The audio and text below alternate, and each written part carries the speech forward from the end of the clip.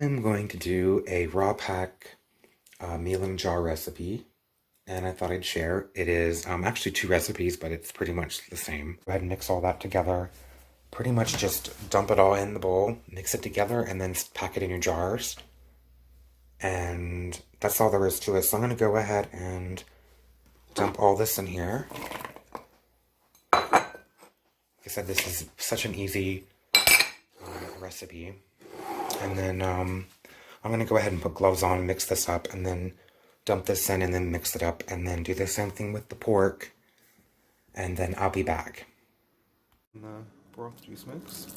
So it won't take very much, just a little bit, because you want to fill it just to 1 inch, which is like right here. So I'm going to go ahead and do that with all 4 jars, and I'll be back. Okay, I have them all filled up. You see, I didn't really use that much broth, just a little bit there. I'm going to go ahead and repeat the process with the chicken, and I'll be back. Them all filled up to about 1 inch. I only used about a little more than half of the stuff I had, so I might have been able to just add like half a cup of water to the juice and maybe a little bit of bouillon or something, and that would have been it. Or maybe even just the juice and a little bit of water.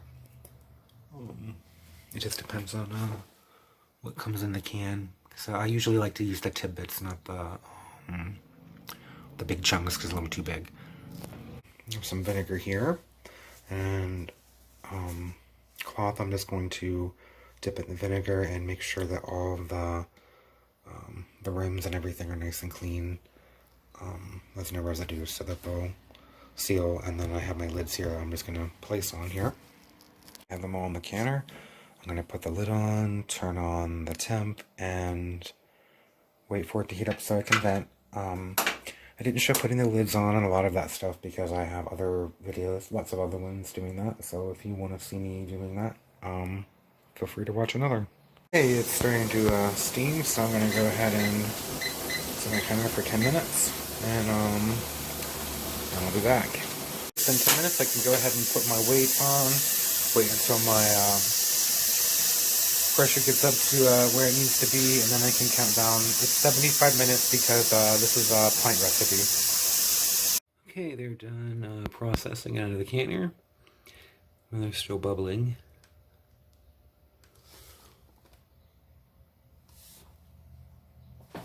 These are here. These are the pork ones, the other ones are the chicken. So hopefully all the seals will be good when I check them tomorrow. But I really like these Tatler lids. I really think they work better than the metal lids. Okay, it is the next day. All these are sealed. I love the Tatler lids. They're great.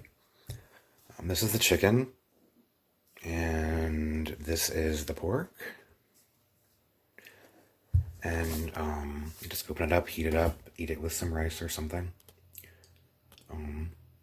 It's great. Now I can just set this on my shelf and have ready-made meals. It's also nice too, in case you just want to cook for 1 person or something, or 2 people. It's easier than having to buy a bunch of ingredients and then only needing to use like a quarter of a pepper or something, and then having to put the rest in the refrigerator to slowly rot or something, or freeze, because you don't know what else to do with it. So that's one reason why I love canning. But I thought I'd just share this recipe. I'm going to share some more here.